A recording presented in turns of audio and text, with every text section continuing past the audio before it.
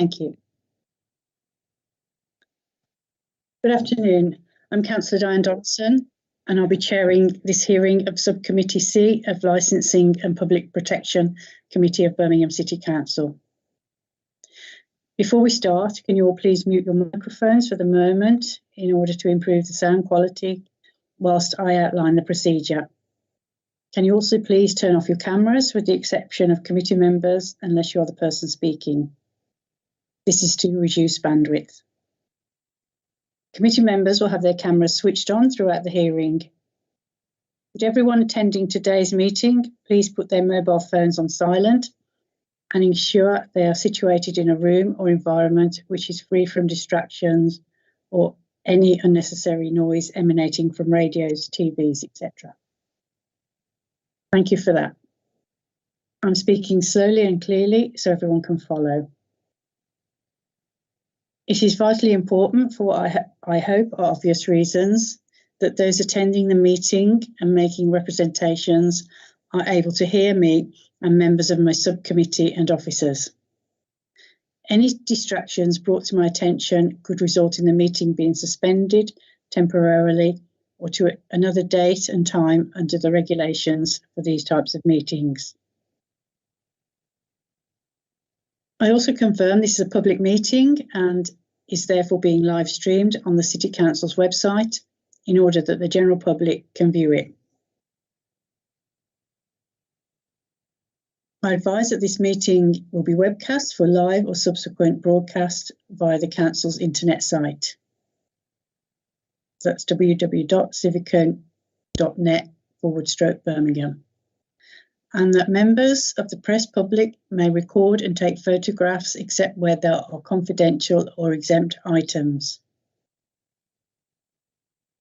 Members are reminded they must declare all relevant pecuniary and non-pecuniary interests arising from any business to be discussed at this meeting.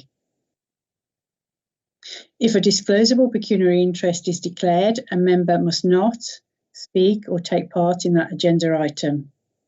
Any declarations will be recorded in the minutes of the meeting.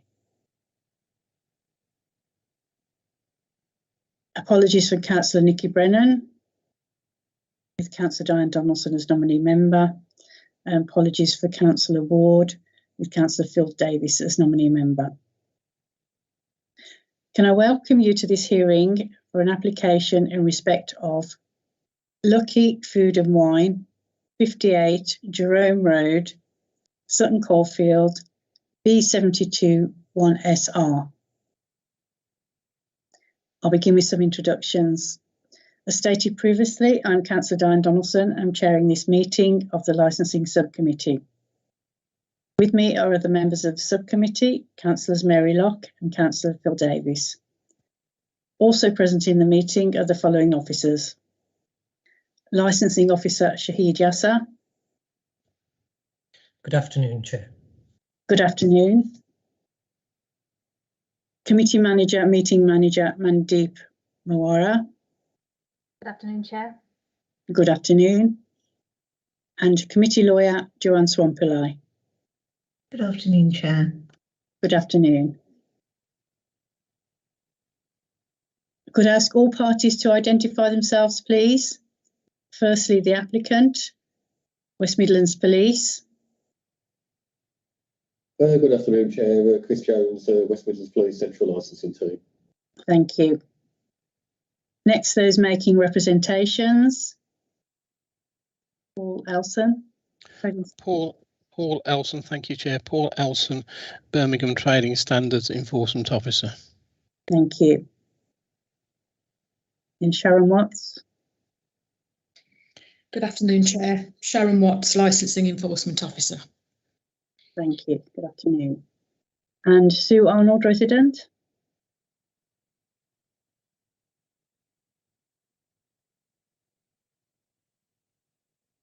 Do you have Sue present? Yes, it is. Yes. Good afternoon. I was on mute. Sorry. Yes. Okay. Good afternoon.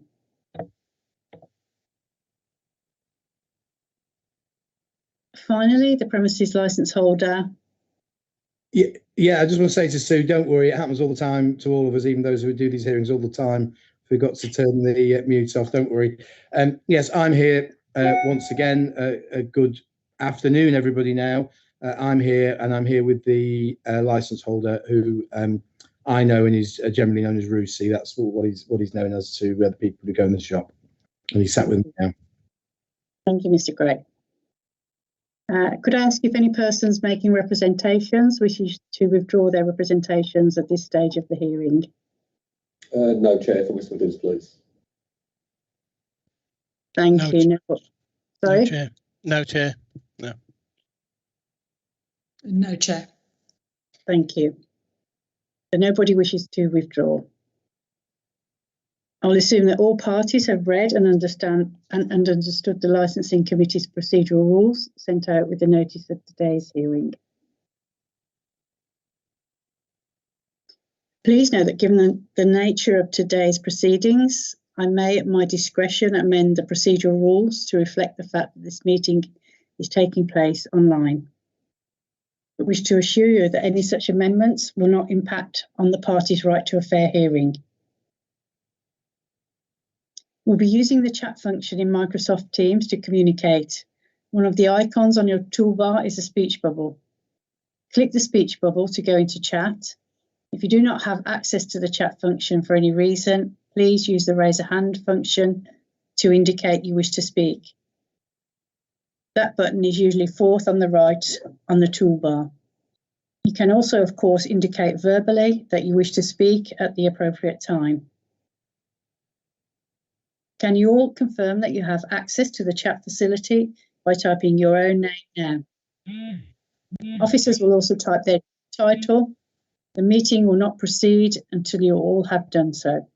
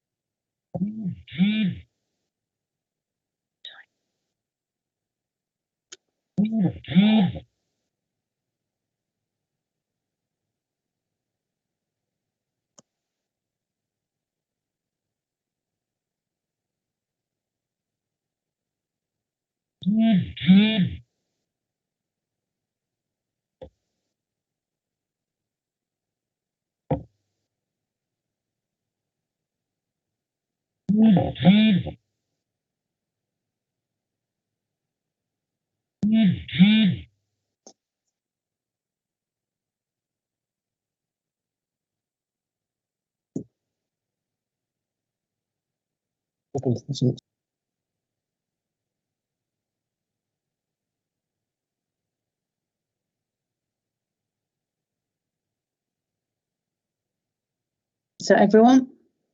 Chair, can I just check Paul Elson can access the chat facility? I don't see his name listed on there. Sorry, Chair, I can't access it at all. It's not working at all on my system. Sorry about that, Chair. That's fine. Okay. Proceed. Please keep this chat column open for the entire duration of the meeting in order that everyone can follow the messages being posted. If any participant has dialed in on an audio telephone rather than Microsoft Teams, please speak now to confirm you can hear and be heard.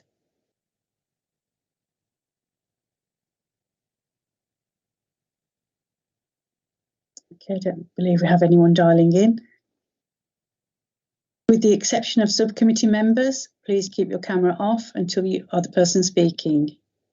If there are problems with the bandwidth which cause difficulties with the sound, I may, in my discretion, ask everyone to turn their cameras off in order that the meeting can proceed with everyone able to hear and be heard. Does anyone wish to make any preliminary points at this stage? If so, please indicate that you wish to raise a point by typing speak into the chat function or using the raise a hand function now.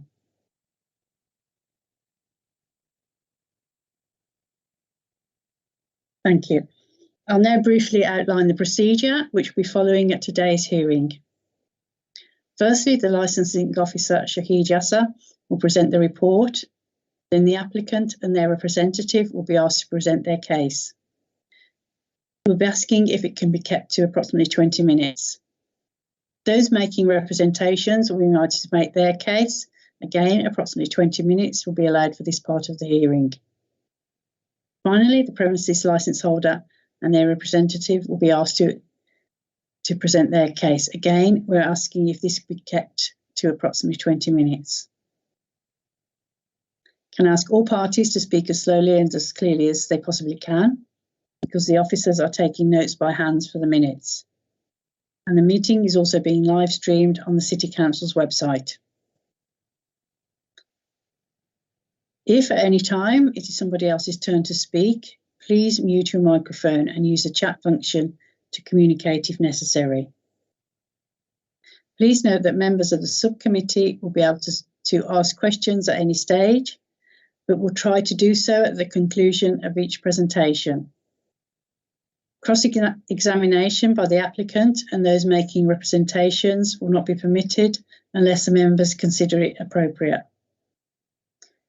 Where questions are raised by the members of the subcommittee or those present, please signify this using the chat facility set out on the right-hand side of the screen you're viewing this meeting on. The meeting manager will alert me if I do not notice messages in the chat. I will determine verbally or in writing on the chat facility the order in which questions are dealt with. Additionally, you may also seek to notify a question or point verbally in the usual way at the appropriate point. So at any point in the meeting, if you wish to speak, please type the word speak into the chat function and the meeting manager will ensure that we come to you at the appropriate moment. If at any point you cannot hear or having problems with your internet connection, please use the chat facility to alert the meeting manager. The chair will then ask the person speaking to repeat what they have just said. It is therefore important that you use the chat function as soon as you're unable to hear the person speaking. It may well be that the problem is caused by people still having their microphones or cameras on, which creates interference. So we'll remind everyone to please mute your microphones and turn off your cameras when you're not the person speaking. Could I point out that occasionally it may be necessary for the subcommittee to take legal advice. I may, at my discretion, I may ask all parties to wait in this meeting whilst members and the relevant officers withdraw to take legal advice using a separate meeting within Microsoft Teams. We will then return to this meeting and continue. Please note that if any time the live stream being broadcast by the City Council's website fails, I will ask you all to mute your microphones and cameras and to stop speaking until the live stream is restored. If at any time this meeting goes into private session, the meeting manager will pause the live stream. Once the private part of the meeting is over, I will ask the meeting manager to confirm that the live stream has resumed before we continue. At the conclusion of the hearing, I will invite all parties to make a brief closing submission and also to address us on what actions to take regarding the interim steps. Can I stress that no decision will be taken until all the evidence has been heard? At the decision-making stage, the members and the relevant officers will withdraw from this meeting in order to determine the decision. They will go into a separate Microsoft Teams meeting. In the event that the members need to clarify any point, will be telephoned by the meeting manager. The members will then make their decision. Notification of the determination of the application will be sent out to all parties later on today and within the time limits. I hope that's reasonably straightforward. So with that, can I ask the licensing officer, Shahid Yasser, to present the report, please, as slowly and clearly as you can, please. Thank you, Chair. West Midlands Police applied on the 22nd of September 2021 for the review of a premises licence under Section 51 of the Licensing Act 2003 for Lucky Food and Wine, 58 Jerome Road, Sutton Coldfield, B72 1SR. Councillors, the purpose of the report before you today is to consider this review application. Representations have been received from Trading Standards and Birmingham City Council Licensing Enforcement as responsible authorities, and these are attached to appendices 1 and 2 of your report. Representations have also been received in support of the premises licence holder from other persons, and these are attached to appendices 3 to 7 of your report. The review application is attached to Appendix 8. The premises licence is attached to Appendix 9. And there is also a site location plan at Appendix 10. When carrying out its licensing function, a licensing authority must have regard to Birmingham City Council Statement of Licensing Policy and the guidance issued by the Secretary of State under Section 182 of the Licensing Act 2003. The options which are available to you today are to modify the conditions of the licence, to exclude a licensable activity from the scope of the licence, to remove the designated premises supervisor, to suspend the licence for a period not exceeding 3 months, to revoke the licence, or to take no action at all. Thank you, Chair.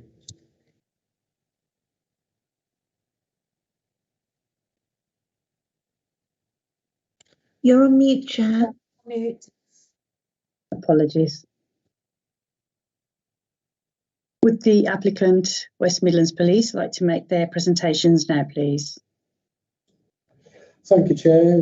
Good afternoon, councillors. On Friday, the 20th of August this year, I was contacted via an email by one of the local neighbourhood officers, a PC Bird, from the Southern Trinity policing team. The email that she sent me is in pages 4 and 5 of my evidence bundle. Apologies, I don't know what that refers to in your CMIS pack.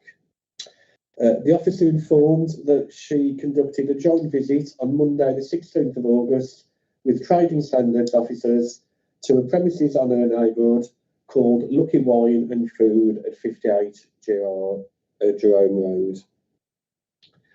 This visit was after being contacted by a member of the public stating that the premises had sold their 15-year-old daughter alcohol and that his daughter had been hospitalised due to her drinking the vodka that she had purchased from the premises. Attached to this email was also a copy of the child's bank transactions, which is page 6 of my evidence bundle. This showed 3 purchases at the store on 3 different occasions, all of which I were being told were for alcohol. Although on the attachment there was no detail of the actual purchases, only the total amounts. The email from PC Bird gave me some information about the visit on the 16th of August with Trading Standards. It also stated in the email that Trading Standards had received a complaint from another parent approximately 2 weeks prior to this visit, also stating that their underage child had been sold alcohol by this premises. We will come back to this point, councillors. PC Bird also detailed a breach of the premises licence in the email, the fact that the refusals book had not been filled in correctly and in full. I asked PC Bird for some more details and requested a statement from her for the visit, and also asked her if she could obtain a statement from the child who had purchased the alcohol. PC Bird's statement is on pages 7 and 8 of my evidence bundle, and she also managed to obtain a statement from the child's father on pages 9 and 10 of my evidence bundle. At this stage, councillors, she was unable to obtain a statement from the child, who was still in hospital at this time and was not in a position to provide any sort of statement due to her poor health. PC Bird's statement went into greater detail about the joint visit to the premises and the fact that she explained to the DPS, who is also the premises licence holder, the reason why the visit was taking place. The fact that a 15-year-old girl had purchased bottles of vodka from the shop on 3 separate occasions. The DPS and premises licence holder, so PC Bird says, dismissed this by saying someone else must have come into the shop for her. PC Bird's statement also details the fact that the premises licence holder and DPS understood the Challenge 25 policy and that anyone who looked under 25 should be asked for ID, stating that if the purchase had taken place, the child would have been asked for ID. Councillors, the statement from the child's father, pages 9 and 10 of my evidence bundle, was taken over the phone by PC Bird. The statement details the vulnerability of his daughter, not only by her age, being 15, but also her physical and mental concerns and health. The statement explains his daughter's purchases of the alcohol and gives details of the purchases shown on his daughter's bank statement and the effect the premises and the effect the alcohol has had on his daughter's life. The statement goes into details how his daughter self-harmed on the 6th of June after drinking vodka in a room that was purchased at the shop. At this stage, she also disclosed that she had a drink problem or a problem with drink. In this statement, he states that his daughter said to him that she specifically went to the premises to buy alcohol, as it was the place for kids at Clanbrook School to go and get their alcohol for their parties. Councillors, an interesting statement when Trading Standards have received complaints before about underage sales. He states he was that disgusted what his daughter had told him. He visited the shop himself to speak to the owner. He went into the premises and a male was stood behind the counter. The male identified himself as the owner. Once the child's father confronted him about selling alcohol to his 15-year-old daughter, the same male still stood behind the counter, then immediately denied being the owner. Councillors, make of that what you will. A month later, after the other statements were taken and written, PC Bird was able to take a statement from the child herself that purchased the alcohol. This was again taken over the phone as the child remained in Hunter Combe Hospital. Councillors, this hospital is a specialist unit for young people diagnosed with mental health conditions, specialising in supporting young people with severe or complex mental health conditions who need intensive, intrusive inpatient treatment. For this statement, councillors, which is on pages 11 and 12 of my evidence bundle, a nurse acted as the child's appropriate adult. Obviously, she needs an appropriate adult, only being 15 years old. Councillors, I intend to read the child's statement out in full, because I think it explains a lot of what the father said in his statement and goes into much greater detail. Councillors, the statement of the 15-year-old child.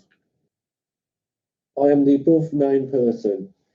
This statement has been taken over the phone by PC 2458 Bird. The declaration above has been read over and explained to me. I understand that this statement may be used in court as evidence.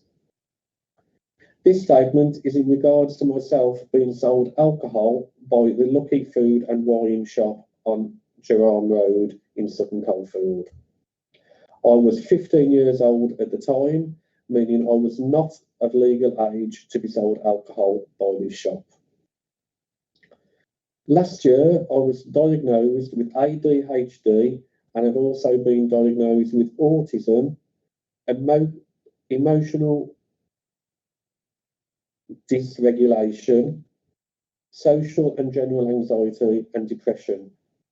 I've been getting help with all of this for the past few months and am currently in Hunter Combe Hospital in the Hartley ward. She goes on to say, I feel I have a drinking problem for a while now, and I used to get the alcohol to drink from my parents' house. However, they found out and locked the cabinets. where the alcohol is so I could no longer drink it.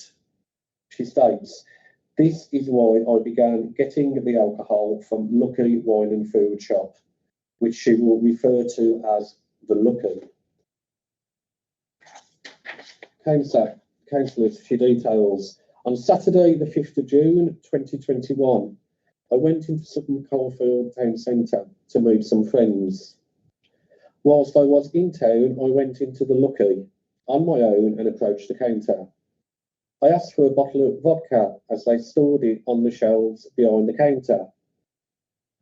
The male who served me asked me for ID. I showed him a fake medical ID, which I obtained from online, which said I was 18. The male said to me, 'I have never seen one of these before. You can have it this time, but not next time.' Councillors, why this time and not the next time? I'm not sure. He sold me the alcohol and I left the shop." She goes on to describe the male. "The male who served me was an Asian male, older looking, tall, with a medium to skinny build. He had virtually no hair, but not quite bald. I continued my day and returned home later that evening with a friend. On the next day, which is the day she self-harmed and disclosed to the parents she had a drink problem, on the next day, Sunday the 6th of June, I had drank a lot of vodka in my room, which was the vodka I had bought from the Lucky. I caused damage to my arms, i.e. self-harming, and my mum could hear I was upset, so came into my room. She could see a lot of blood. She asked me what I had done and took me downstairs to where my dad was. I told them I had a lot of issues with drinking. I was drunk at this point, and they asked me where I got the alcohol from. I explained it was the Lucky. I was taken into hospital that day, and since then I have been in 3 different hospitals to help me with my mental health. Following this incident, I told my parents that I'd also bought alcohol from the Lucky 2 weekends prior as well. And this would go with the bank statement details on the email from the officer who originally contacted me. She goes on to say, "On Saturday the 22nd of May, I went into Sutton Town Centre again to meet friends. Whilst there, I entered the Lucky on my own to purchase alcohol. I asked for a bottle of vodka from the male behind the counter. He asked me for ID. I showed him the fake medical ID I obtained online. He said, 'You can have it this time, but not next time. You would need proper ID, like a driving licence.' Sounds very familiar from the purchase we just heard. You can have it this time, but not next time. He sold me the vodka and I left the store. This male who served me the alcohol on this occasion is the same male who served me on Saturday the 5th of June. So, councillors, the same male say the same thing twice about ID, fake ID off the internet. She goes on to say, on Saturday the 29th of June, this is the other weekend, I told my parents I bought alcohol. This weekend was the same whereby I met my friends in town and walked into the Lucky on my own to purchase alcohol. The male behind the counter asked for ID. I showed him the fake medical ID and he says, 'That's fine,' and served me the vodka. The male who served me the vodka on this occasion was an Asian male in his 30s, bigger build with short hair. She goes on to say, on my bank statement, it shows 3 purchases from the Lucky. There is a transaction for £7.98 on Monday the 25th of May, which refers to my purchase on Saturday the 22nd of May of a small bottle of vodka. There is a transaction for £17.99 on Tuesday the 1st of June, which refers to my purchase on Saturday the 29th of May of a large bottle of Absolute vodka.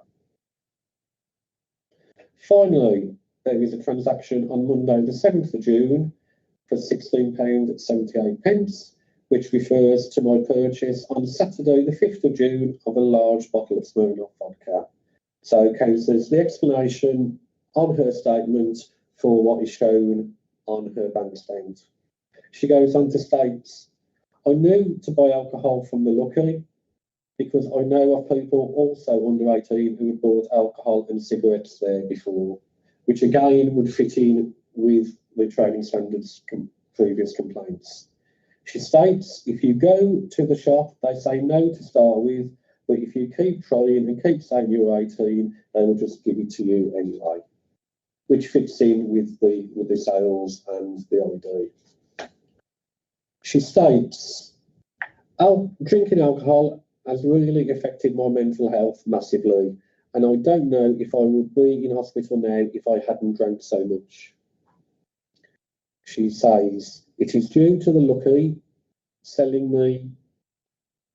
to me that I have been able to obtain alcohol, which has subsequently ended up with me in a hospital being treated for my mental health. There is nothing else I wish to add to this matter. So, councillors, you have got a 15-year-old girl who has said in her statement that she's been sold alcohol on 3 separate occasions at this premises, with staff on 2 occasions saying that they shouldn't accept the ID. They know they shouldn't accept it, but they will anyway, but not on the next time, which seems to be a recurring theme. Councillors, on the premises licence, one of the operating conditions says the premises holder shall ensure prominent signs are displayed informing customers of the Challenge 25 policy. Councillors, I've attached on pages 13 and 14 2 different types of Challenge 25 policies. On both of these posters, it is listed the forms of acceptable ID, and on nowhere on any of the posters does it state that a medical ID is acceptable, which the staff were obviously aware of, as they said they wouldn't accept it on the next occasion, which they did.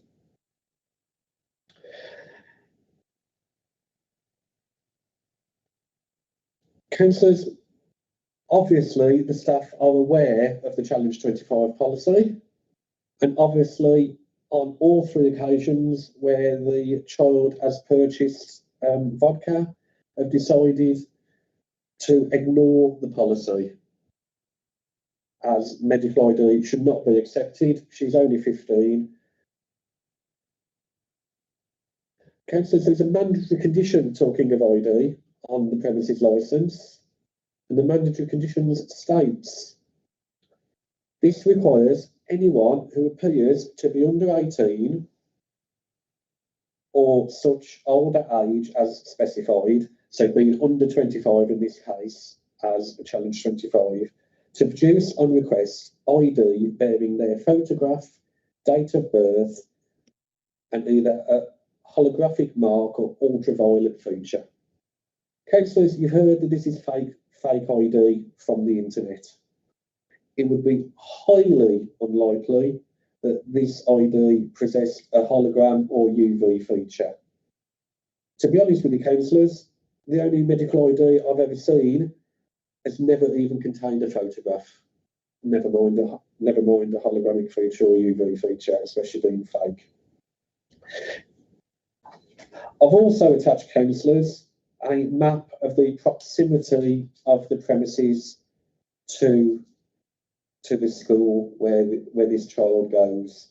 I've attached that just for your information of how close the school is to the premises, as she's mentioned in her statement that people who go to a school, and she knows of people under 18, have purchased alcohol and cigarettes from the premises before. Councillors, West Midlands Police are concerned that the premises have repeatedly put profit over the promotion of the licensing objectives by selling alcohol to a vulnerable underage girl. And councillors, that is the end of my presentation, unless I can be of any further assistance. Thank you, Mr. Jones. I'll now move over to members if they have any questions they'd like to put to Mr. Jones. No questions from me. Thank you, Councillor Lott. Nor from me. No question from me. Thank you, Councillor Davies. Right, so thank you, Mr. Jones. Can those making representations please present their case now? Paul Elson, Trading Standards. Thank you, Chair. Do you want me to begin? Go first? Yes, please. Thank you, Chair. As previously stated, I am Paul Elson. I work for Birmingham Trading Standards as an enforcement officer. I'll briefly appraise you of the history that I found on this premises and Trading Standards dealings with these premises. On the 16th of March 2020, Trading Standards received a complaint from a consumer stating that her 15-year-old daughter had been served Echo Falls wine, had become drunk, and the premises was well known for selling alcohol to minors in the local area.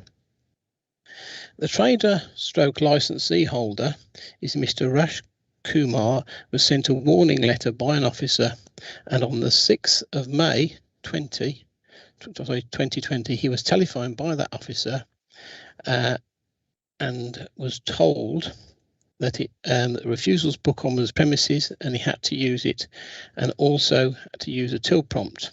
However, the person the officer spoke to, who was in the shop, blamed the adults for purchasing the alcohol for the minors, then resupplying them outside the premises. I personally find this highly unlikely, as the premises is a small local shop in a residential area. There is a camera outside the premises, so if that was happening, then quite clearly it could have happened once, okay?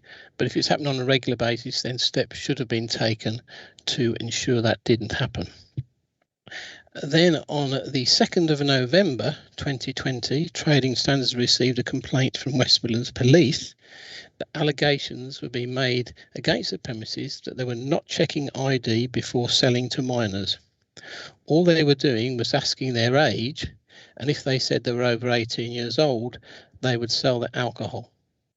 Quite clearly, anybody who is going to attempt to purchase alcohol knows the law, it has to be over 18, and if they're asked are they over 18, they're naturally going to say yes if they want alcohol. So that policy makes no sense whatsoever.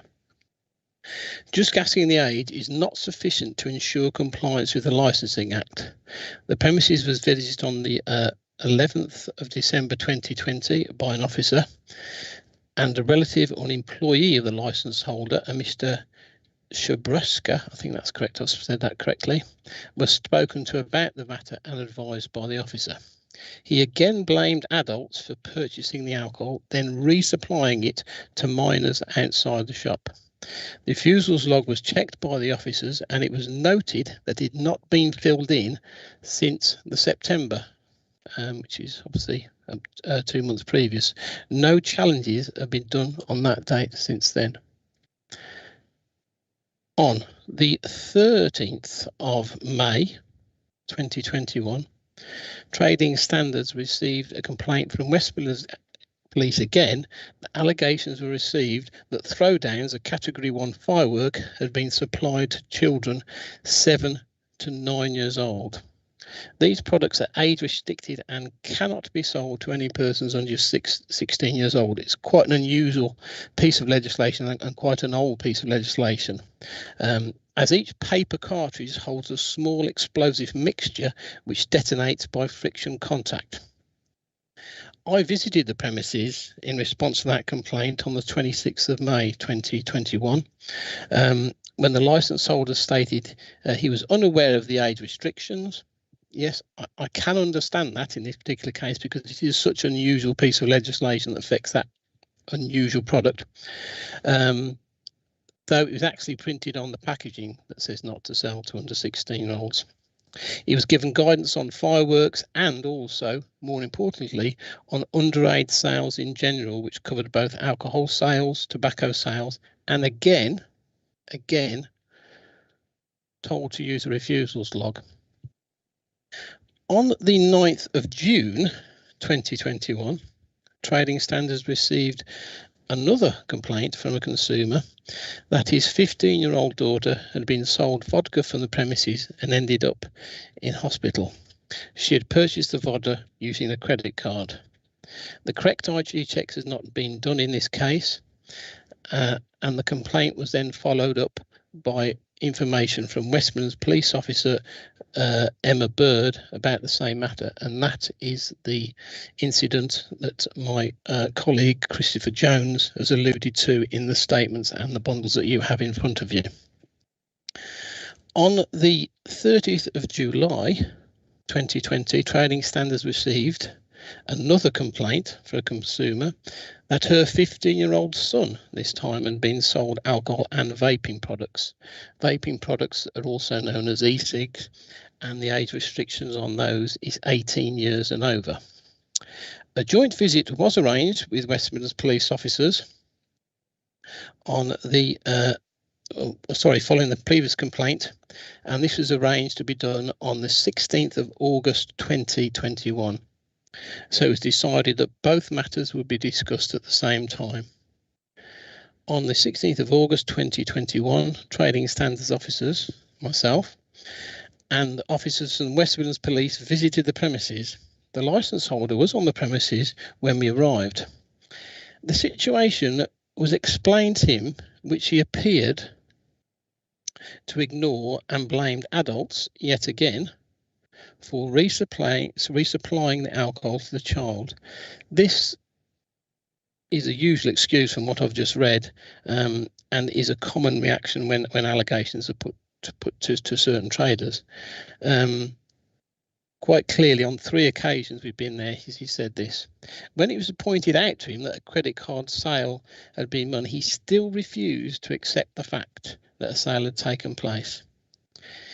I then asked him a series of questions about the sale, and he stated no other persons worked in the shop. It later transpired that at least 2 other individuals worked in the shop, both family members, and they also served in the premises. Therefore, a blatant lie in front of me. I already knew that other people worked there, and that's why I asked the question. I didn't expect to be lied to. He stated that regular checks, he regularly challenges many people, but this just doesn't have the time to enter into the refusals log, and that's a logbook where people put in when they refuse to sell alcohol or tobacco, and they put in a challenge. We were in that shop for about at least 45 minutes, and only 4 people came in during that time. I wouldn't class that as busy, personally. So there seems to be plenty of time to fill in a refusals log if he is doing a refusals log. It's a small local shop that has limited stock, most of which is alcohol. And when I checked the log, the refusals log, there'd only been 3 challenges done since the 9th of June 2020 when I went in previously. None of them, strangely, had been done by him, even though he obviously said he knew the law. Okay, they're all done by his employees. However, I do concede that following the visit by myself and the police officers, he did begin to use the refusals book.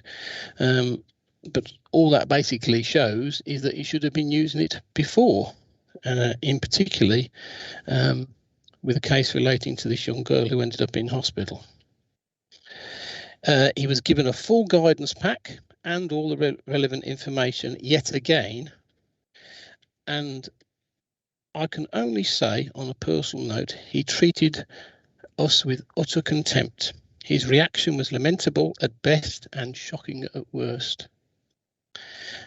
He showed that he had little understanding of the law, despite having several visits and letters. He just chose to ignore them and appeared to exercise a complete lack of control over those licensed premises. The litany of complaints against one trader in a short time is rare indeed in my 30 years of experience. It is my belief that Mr. Rosh Kumar has breached and continues to breach all for the licensing objections. That is the prevention of crime disorder, public safety, and prevention of public nuisance, but more importantly, protection of children from harm, and presents a clear and present danger to the public by selling alcohol to persons under 18 years old and ignoring all the constraints and the concerns that the authorities put upon him. And that's the end of my statement. Thank you, Mr. Mossop. Move on to Sharon Watts, BCC Enforcement, please. Thank you, Chair. On the 7th of June 2021, a complaint was received by the licensing service from a member of the public stating that on the 29th of May 2021, their daughter, who was 15 years of age at the time, had been able to purchase a bottle of vodka on 3 separate occasions from Lucky Food and Wine, based on 58 Jerome Road, Sutton Coldfield, B721SR. They stated that it had only come to light when the parent had checked their daughter's bank statements. And as a result of this complaint, on the 9th of June 2021, I visited the premises of Lucky Wine and carried out a Licensing Act inspection. The licence holder and also the designated premises supervisor, Mr. Russi Kumar, was on site at the time of the inspection. And as part of the premises licence conditions, condition 2B, which are conditions consistent with and to promote the prevention of crime and disorder, it states that CCTV shall be retained for a period of 31 consecutive days. When I asked Mr. Russi Kumar to provide copies or evidence to show that the CCTV was recording for 31 consecutive days, he was unable to do so. I informed him at the time that he was in breach of one of the conditions on his licence and gave him 7 days to rectify the non-compliance. He was issued with a trader's notice confirming what I had advised. On the 2nd of August 2021, I revisited the premises, so this was nearly 2 months after my initial visit in June. On that visit, I again asked to see the CCTV footage and to show that it was recording for a minimum of 31 consecutive days, which is a requirement under the conditions of the licence. Mr. Russi Kumar was only able to show me that the recordings went back 28 days. He was still in breach of the condition on his licence, so it had been nearly 2 months since he had received the first advice, and this was still not compliant. So as a result of the non-compliances, I informed Mr. Russi Kumar that he'd be invited into our offices to be interviewed under caution. And this interview was carried out on Tuesday, the 7th of September 2021. As a result of the interview, I feel that we have no confidence in Mr. Russi Kumar upholding the licensing objectives. On the 23rd of September 2021, West Midlands Police requested for the premises licence for Lucky Food and Wine to be reviewed, and as a result of that, I've submitted representations in respect of the non-compliances which I had identified. The premises licence is granted with specific conditions to be complied with, and it's highly unlikely that the conditions relating to the CCTV recordings for the 31 consecutive days have been complied with since the grant of that licence. Even after giving advice on the 9th of June to Mr. Russi Kumar, he was still in breach of these conditions nearly 2 months later, and he'd chosen to ignore the advice he had been given. Under the Licensing Act, there are 4 licensing objectives which should be upheld when a licence is issued. I believe that all 4 licensing objectives have been breached in relation to this matter, in particular the protection of children from harm and the prevention of crime and disorder. Mr. Russi Kumar has clearly not been able to uphold the conditions on his licence, and that is why I've submitted representations in respect of this matter. Thank you. Thank you, Sharon. I move on to Sue Arnold, resident, please. Well, I've just come here really to sort of vouch for the service provided at Lucky's. I mean, during the lockdown, that little shop is like a goldmine, really. And I'm sure I'm not the only resident to think that. I've always thought that the service is professional, and he's a hardworking person. And that's why I'm here today, really. That's really pretty much all I've got to say. Speak as you find. And I've always found it a really professional service, and I think he's a very principled man. That's as much as I know. That's just my opinion. Thank you, Sue. Are there any questions from members? No questions from me. Nothing from me. Thank you, councillors. Can the premises licence holder, their representative, please present their case now? Duncan Craig. I'm here. Yes, sorry, I was just I was conscious my mic was off. I didn't want to be. I've turned it on. Yes, indeed. I went to the shop actually last Thursday. I went about. No dispute, by the way. It is near a school, and I know that for a fact because I went about 4 o'clock last Thursday, and frankly, I just couldn't speak to my client. There were that many people coming in, not just children, but there were children coming in to the premises. Adults were coming in to the extent where I just said to him, look, we can't have this conversation now. I'll come back another day. And I went back on the Saturday, about lunchtime on Saturday, and I actually asked him to close the shop because, again, people were coming in. So it is a busy shop. It's located in a residential area. He's been there for 5 years. I would just make a couple of points about my visit. It's not correct to say alcohol accounts for certainly not the majority of the shelf space. I would guess at about 25 to 30% of the shelf space deals with the with alcoholic products. It's quite a long, narrow shop. It's one room. It's not particularly big, so it looks like it's a former house actually. But one thing I did observe from my client, I think it's absolutely right that I say this, and actually I spoke to one of the residents who made representations. A number of residents have made representations. I'll turn to that later on.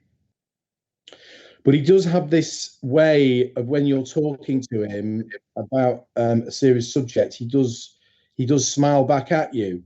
I was talking to him about the seriousness of the situation he was in, and I think that's just his way. That's just his. Whether you describe it as a tell, if you were playing cards. So look, some of you may remember the case of Louise Woodward, the nanny that was accused of manslaughter in America, and I remember reading about that case at the time. And when she was giving evidence, she laughed a couple of times, and that's what people do sometimes. They have a way of laughing nervously at a situation. It doesn't mean they're not taking it seriously. It's just the mannerism that they display. There's no, just based on my dealings with my client, there's no way that he's not taking this seriously at all. And so certainly on his behalf, I would dispute that. I mean, he's obviously got everything on the line here. This is his business. This is his life. So also make the point that the reference has been made to him misleading Mr. Elsom about his wife working. Look, people often refer to staff, the distinguished staff from family, and she's not an employee. His wife sometimes helps out behind the counter. That doesn't mean she's an employee of his. She just sometimes helps out when help is required. So I just make that point as well. And as I was driving away from the premises, as often I do a lot of thinking in the car. I was thinking about the evidence that had been provided by West Midlands Police and how probative it was. And essentially, look, the evidence of West Midlands Police and the evidence of trading standards sit hand in hand with each other, in fact. And so I'm going to sort of deal with both of that together. because normally in situations like this, when someone has been served underage, there's very little wriggle room for me to attack that evidence in any way, because it's a test purchase. It's undertaken in a very controlled manner. It involves someone who is verifiably underage and looks underage. There is a photograph taken of them. That there are officers involved in that process. It is recorded in a very systematic and particularized way in terms of timings, who served them, what product was sold. They're usually in the shop to witness it. It's all contemporaneously recorded. So all those things it's frankly almost impossible for someone in my position to question the evidence. There have been occasions where that's happened, where things haven't happened in a correct manner, but this situation is very different. And as I was driving away, I know sometimes I go off on a slight tangent, but there's a very good reason for this. I did a case a number of years ago, highly unusual appeal actually, against Birmingham City Council. And it related to a massage parlour in Chinatown, where Birmingham City Council's officers at Birmingham City Council had refused to renew their massage licence. And the reason for that was that there were online reviews against this premises that suggested that there were immoral activities going on. And my client's case was simply that there was another massage parlour in the same building. They were, in fact, on the top floor. It was acknowledged between all the parties that that was not a legitimate massage parlour. And I don't think I need to go into any more detail. I think everyone could probably guess where I'm going with that. And that there was simply confusion, or it was malicious, or the evidence itself wasn't probative in any way, because there was no way of verifying it in any meaningful way. I'm not going to suggest that this case is identical to this, because it's not, but I'm going to be drawing analogies between the two. And when we got to court, the case, the evidence ran its course. Andrew Evans represented the City Council, and it was in front of District Judge Robinson. And the reason I remember that was District Judge Robinson was in my view, tended to, it was hard for appellants to win appeals in front of District Judge Robinson. But Judge Robinson made the point. The appellant was successful, won the appeal, and so therefore the license was renewed. But he made the point, and it's always things sometimes stick in your mind. He said, "I don't know who this person is. I've got no way of verifying who they are. I don't know whether they're a fantasist, whether they're deluded, whether they've got mental health issues, whether they're lying. I've just got no means of verifying that." And whilst I wouldn't say this situation was as emphatic as that, what we don't have here, I will submit on behalf of the licence holder, is sufficient. You're not dealing with a situation where you've got to be sure about the evidence here. You can't be sure about it. None of us can be sure, frankly. I mean, we've got a statement here that's been taken. No officer from West Midlands Police has met this individual. No officer from West Midlands Police has met the father. We simply don't know, first of all, what she looks like. We don't know, she's been hospitalised. We don't know the circumstances around that. I'm not going as far as to suggest, by the way, that this is fabricated, but there are a number of options here, or a number of alternative explanations to this that simply have not been sufficiently investigated. That's not a criticism, by the way. West Midlands Police have limited resources, but you have to deal, as do I, as does everybody in this hearing, has to deal with the evidence as it stands before us. And it's my job to point out to you limitations within the evidence that's been presented to you by West Midlands Police. And with that in mind, first of all, I'll say that if you look at the witness statement of page 12, my client, I went to the shop and I asked him about the prices. Now, I will say he's not sure about. So you look at it's the penultimate. No, it's not. It's the bank. It's the it's the paragraph that starts on my bank statement. Has everybody got to that?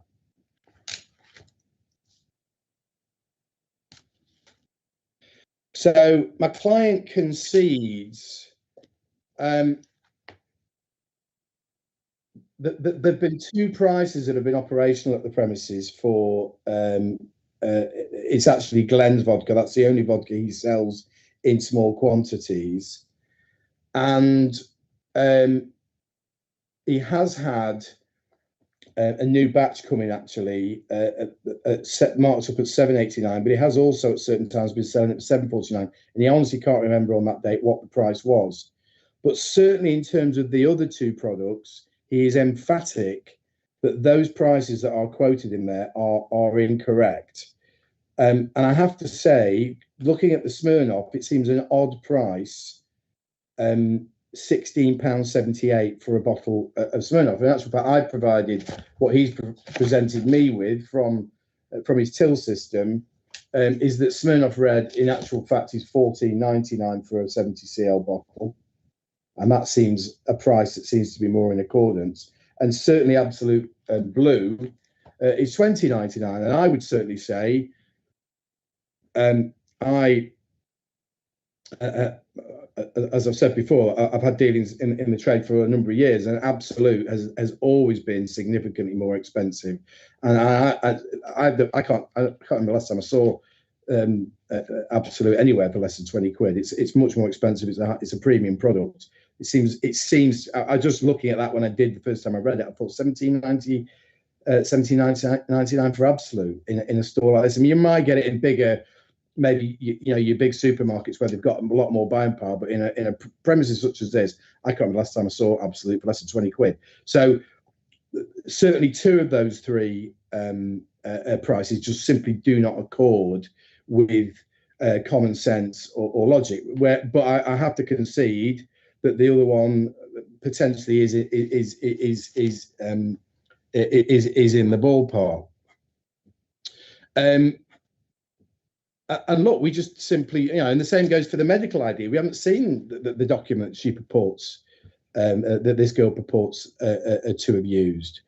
And look, it's my job here to test the evidence that's been presented. And what you're being asked to do is accept the word and the complete word, and as that being the truth, the whole truth, and nothing but the truth, of somebody that nobody's actually ever met in person, doesn't know what they look like, hasn't had I don't have the opportunity to test what this person is saying. I don't have the opportunity to question them. Not that I would in any event, but they're not here to give an account to you. And so you're being asked to evaluate something that has a much more limited evidential force and much more limited evidential probity than if a test purchase had been undertaken. And you've got to balance that against the representations that have been made in favour of the premises that all point to the premises not serving underage children. There are a number of complaints that have been made to Birmingham City Council, but we simply can't be in the territory where people are having their livelihoods taken off them off the back of phone calls that people are making. These things have to be tested evidentially, otherwise where does that end? That I could make a phone call about the Wetherspoons down the road because I like it, and we'll take the license off. Of course, these things have to be investigated properly and investigated to an extent where you're in a position where you've got sufficient evidence to say, well, actually, I did think this happened. So I don't know why these calls are being made. People make these things for all sorts of reasons. They make them for reasons of mischief, or they're being vindictive, or I simply don't know. And so from that point of view, I'm not sat here now and saying that this girl is definitely lying or this girl has made this up, because I'm not in a position to evaluate that. Actually, I'm simply out, but neither are you the other way. And I would just, I also remember when I was, I'm sorry, I'm just going up on my phone actually. I also remember in my days of criminal practice, there was a thing called a Lucas warning. And a Lucas warning is what a judge gives to a jury if it's found that a defendant has been lying in the course of the investigation, or even in the course of when they've been at court. Judge is required to give a Lucas warning. And what a Lucas warning says is, I'll read out what it actually says. It basically says, look, people sometimes lie, and it isn't always for nefarious reasons or sinister reasons. It says a witness, it's actually not as dependent as witness generally. Witness may lie for many reasons, for example, out of shame, humiliation, misplaced loyalty, panic, fear, distress, confusion, and emotional pressure. And you've got to consider that as well, that this girl's in trouble with her father potentially, or she put herself in a certain situation. And I'm just inviting you to question the motives that she may have had.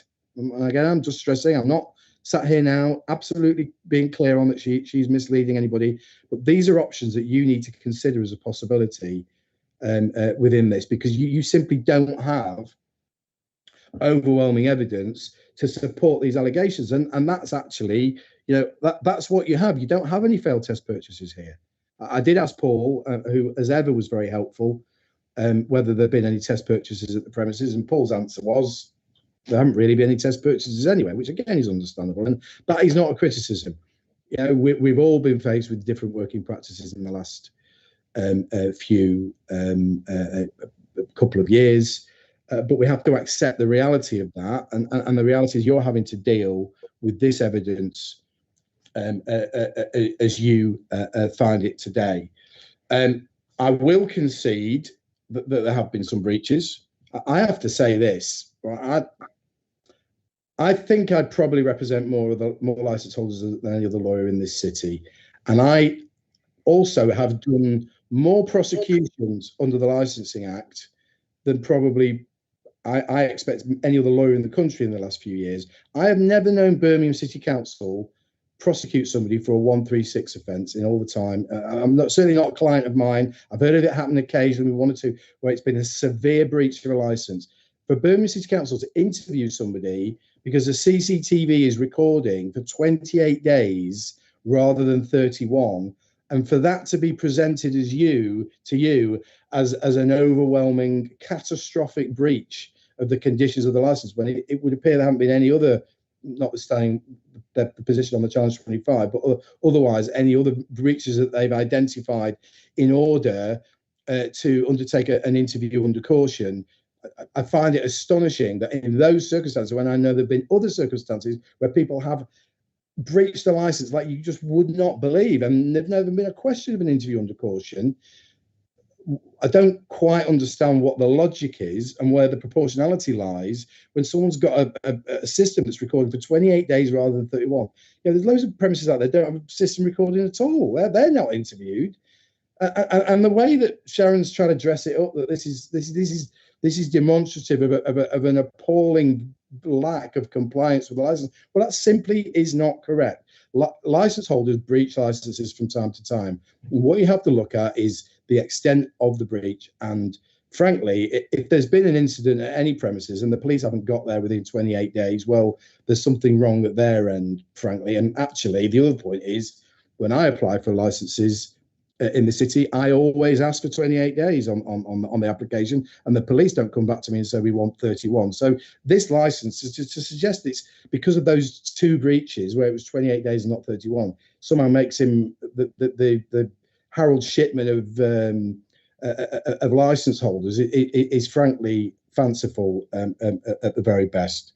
I'm very grateful for the indication from Paul in relation to the fire, which, yes, I wasn't aware of the legislation around that. I also I know that when Paul and I don't know if it was Sharon actually, but certainly when Paul, I know it was Paul and PC Bird visited, I think, the premises on the 16th of August, that they undertook a fairly extensive search of the shop. As I understand it from my client, that was to try and identify any illicit products, that being booze and fags, and including the extent where I think some of the skirting boards were removed, and none were found at the premises at all. Absolutely none. So again, that's a visit that's been undertaken. That's a matter that obviously concerns trading standards. Of course it does. It concerns us all when illicit products, particularly counterfeit products, are found on premises. So I'm going to wrap up now. I'm conscious I'm probably heading towards 20 minutes, if not even extended slightly beyond it. But you have to ultimately, the decision you make turns on the evidence before you. I accept on behalf of the license holder there has been a breach of that condition, although not even close to being as severe as is suggested by licensing. I mean, I've made that point, I think, forcefully enough. And equally, that there's been a lack of compliance in relation to the refusals register, although I have submitted the up-to-date refusals register. And again, I'm grateful to Paul for being fair there, that since the visit in August, that has been complied with, and that obviously I've submitted that as evidence. So, but yes, I concede on behalf of the license holder, breaches in respect of refusals, breaches in respect of the CCTV, and on that basis, you may feel that a suspension of the license for as long as you deem to be appropriate is a proportionate step in the circumstances. But if you are minded to follow what the police are asking you for, then I would respectfully invite you to set that out in terms of the evidence that's before you, because simply you're being asked on the basis of, as I say, an individual who the evidence is not there overwhelming. You've got to decide on the balance of probabilities whether that's correct or not. And I would respectfully submit to you that that evidence is insufficient for you to do that. I'm not saying it's overwhelming either way. I am not sat here now and saying for a second that I'm absolutely convinced that that evidence has been fabricated, but there are significant holes in that evidence that I've pointed to you, and you need to weigh that up based on the submissions I've made and decide one way or the other which way to go with that. And I accept that is not an easy decision for you to arrive at, and I also accept if you find with my submissions that isn't certainly not an easy decision for you to make. But you are given a statutory duty to deal with the evidence that's before you and decide one way or the other on the balance of probabilities, which is the most likely to be the case. And so I'm going to invite you to do that. I would just make one other point that I've forgotten to make reference. The visit when he's called, sorry, how do I pronounce it again? It's Mr. Subri-san. Was he the one that was present when was he present? Was he the one that was present on the which visit? Yeah, okay. He fits the description of the one with the Glens sale, we think, but there we are. And he is the nephew of, is he your nephew? Yeah, he's a nephew of Rusi. So I think I've dealt with the other representatives. Let me do this because they're not here. I know some of them wanted to come and couldn't, and some of them didn't realise they had to accept the invite. We are where we are with that, but let me do justice because I'm very keen that people who've made legitimate representations have a voice in these proceedings. Appendix 3 at page 7, please.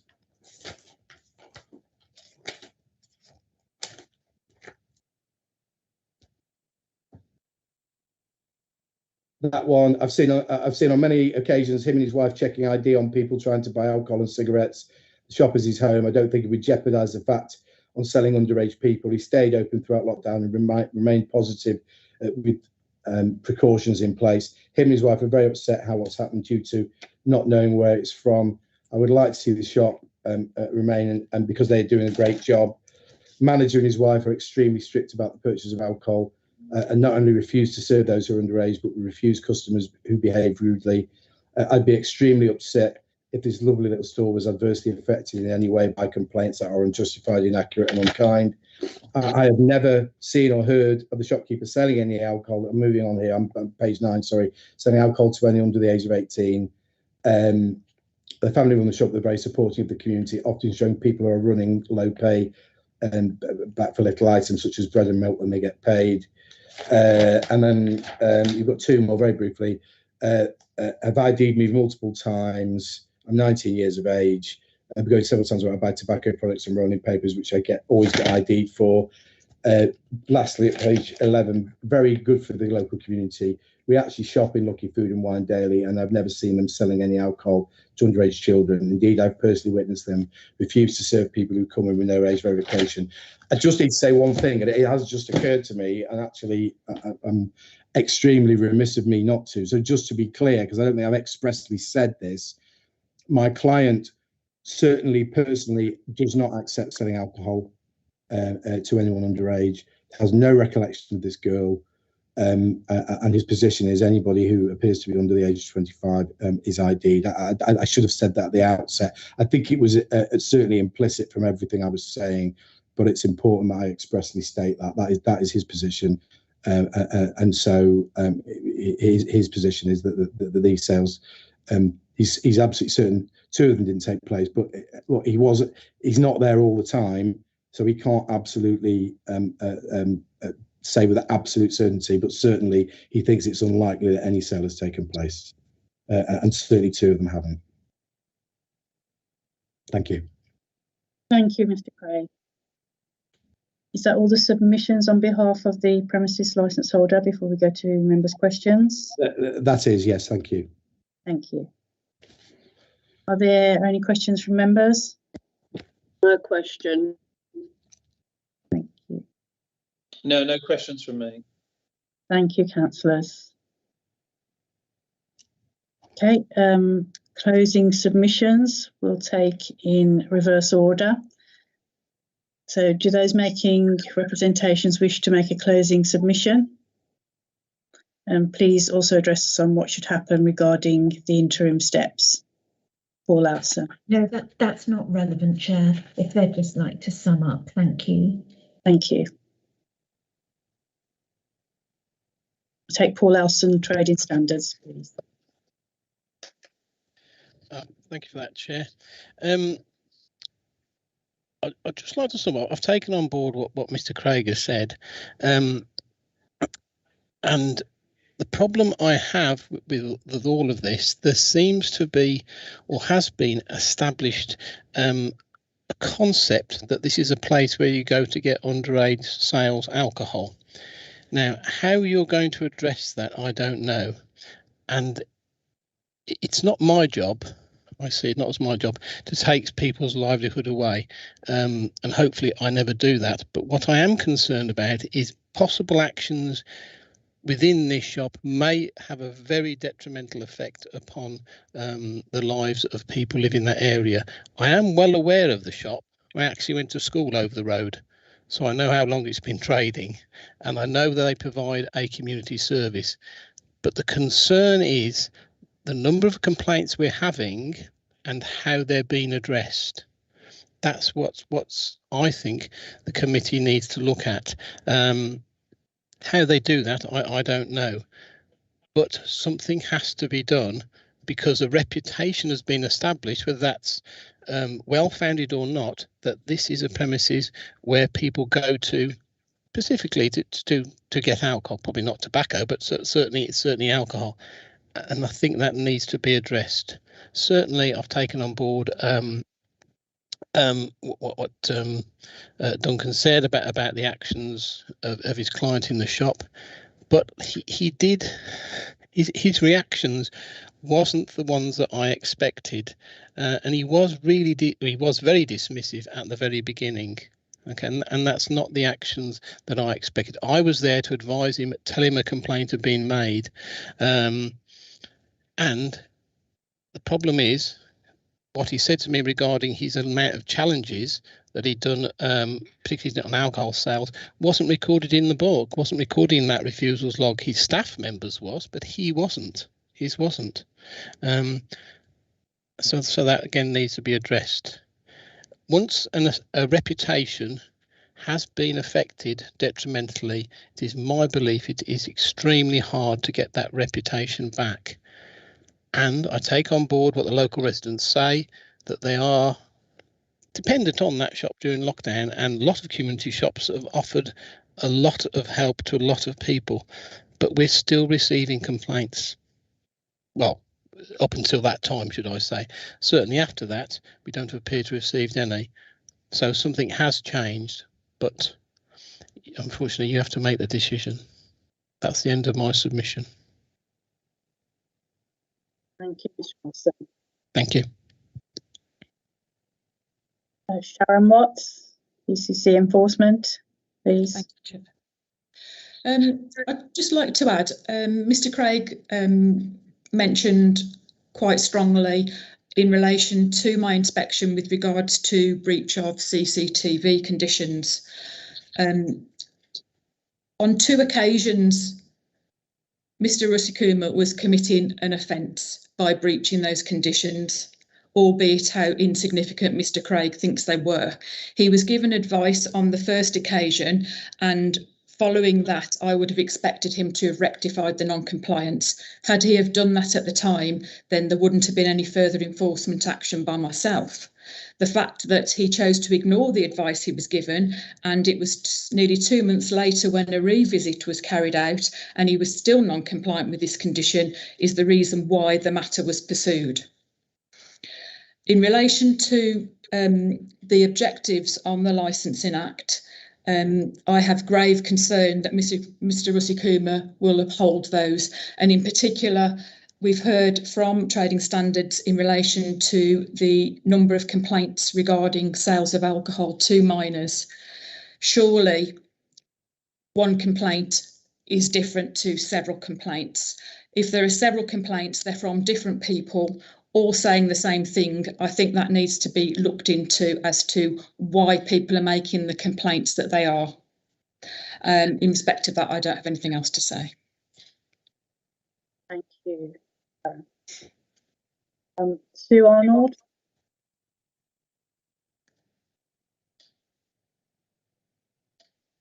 I think she's gone, Chair. Okay, thank you. Thank you, Councillor.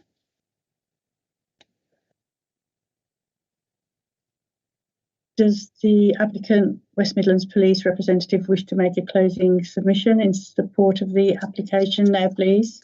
Yes, please, Chair. Thank you. Just a couple of quick points in regard to the statements and the people who have made the statements not being met by any West Midlands police officers.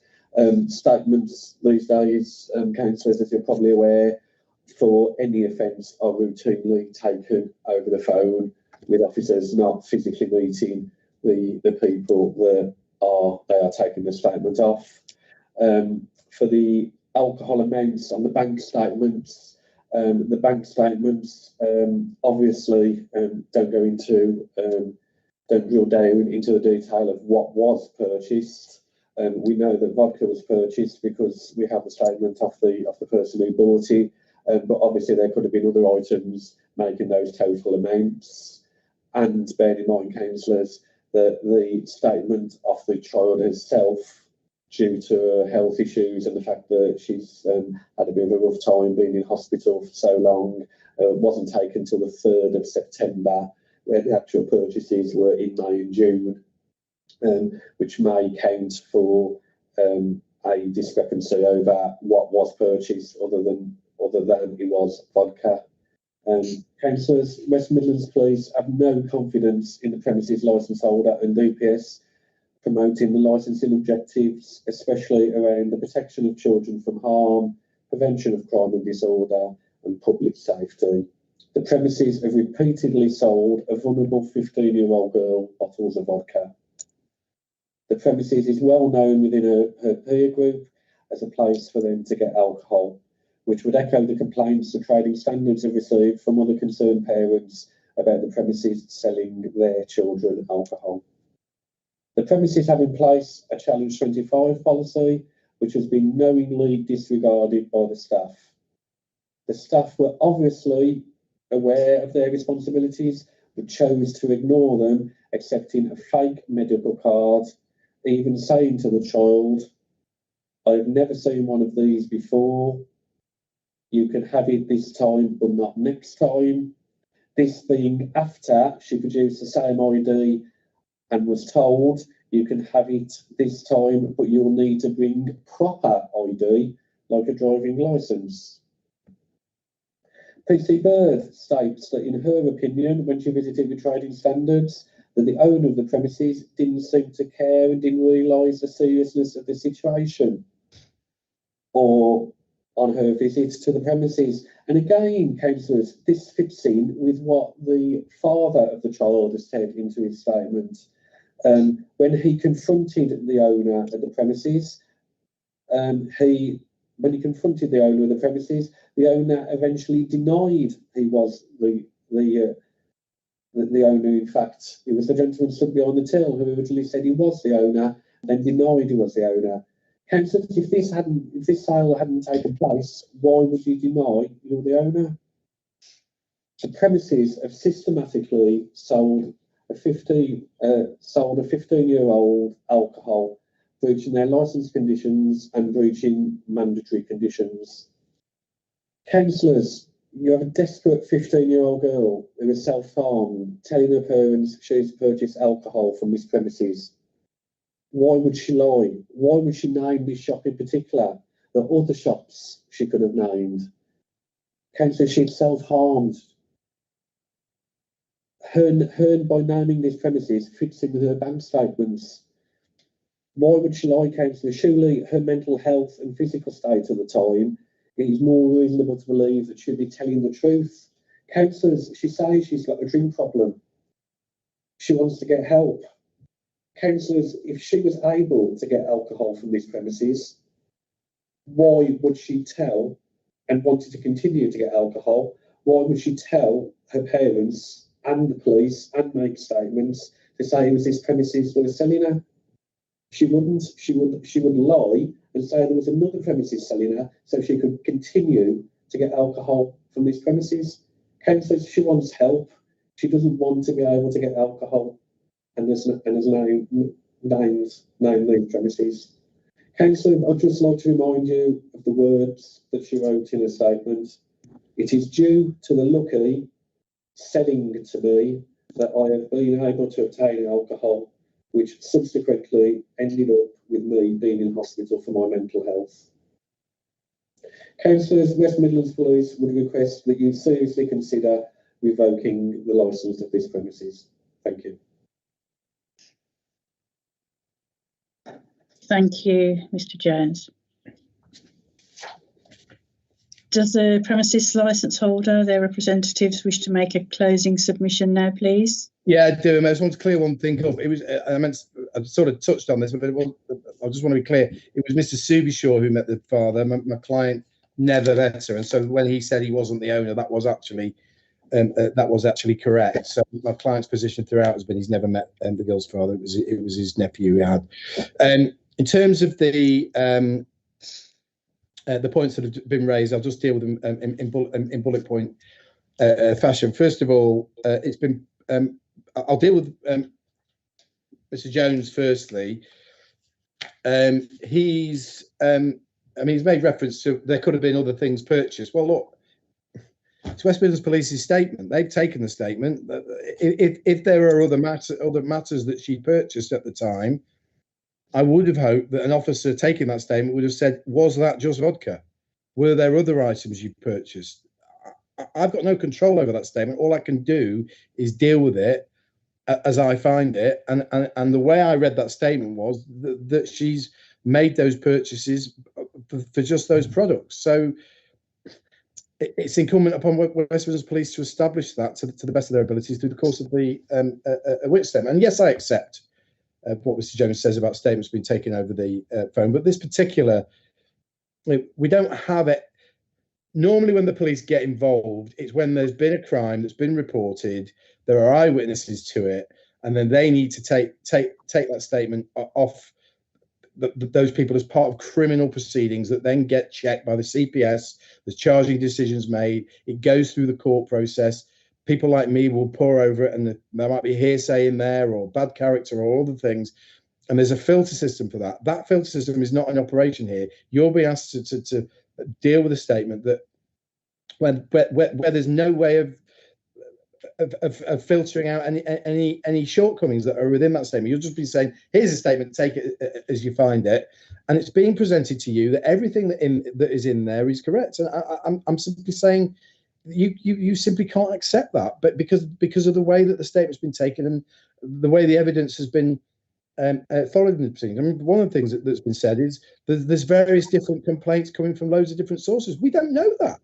We don't know that. It could be one person making all these calls. We just have no way of establishing that. And you are being asked to take this license away off the back of, in addition to what this girl's statement says, a number of phone calls have been made. You just don't know who's making these calls, why they're making them, what the motivation is.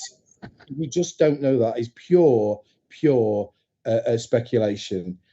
I'll just deal with the point that Sharon made, because licensing officers frequently do this. They always say, but when there's a breach of a conditional license, that a criminal offence has occurred. That is simply not correct.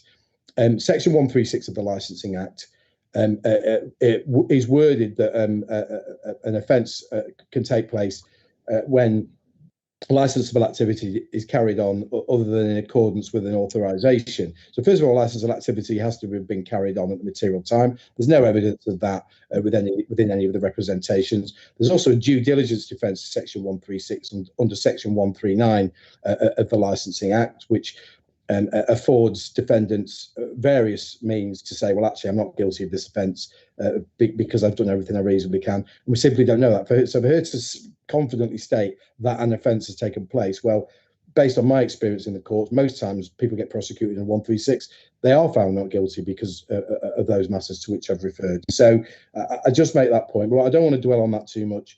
Position is this: you have the evidence before you, and you have a difficult job. I accept that. And I made some submissions today, which I've got to discharge my duty to my client. But the reality is, I've arrived at that conclusion based on the evidence as I found it. I've obviously had my instructions from my client, but I've looked at it and I've said, well, to myself, and accordingly, while I'm sat here now, well, there are huge question marks over this evidence, huge question marks. And I pointed out, so I don't go over them verbatim, but we don't know what this girl looks like. We don't know what her mental state is. We don't know what motivation is. We don't know anything about her father. We simply just are speculating here. It's just too many things. I would submit for you to be on the balance of probabilities convinced that what is in there is correct. And in the absence of any other corroborating evidence to support what's being said, I'm not saying that my client's case is overwhelming here, but I'm equally saying that the applicant's case isn't overwhelming. You've got to determine on the balance of probabilities which is the most likely. And I would submit, based on all the things I've said, that it is less than likely that what is in there is as being presented to you. And if that is the case, you simply can't revoke this licence. But I do concede on behalf of the licence holder that there have been shortcomings, and it's right on that basis that there is such a period of suspension that you deem to be appropriate in the circumstances, and he will accept that. So thank you for listening. Thank you, Mr. Craig. I'll now ask all parties to leave the Microsoft Teams meeting, and members, the committee lawyer and the committee manager will go into private session while the subcommittee makes its decision. You'll be notified of the decision of the subcommittee later on today and within the time limits. Thank you. Thank you all. Thank you, Chair. Thank you, Councillor. Bye. Thank you. Thank you.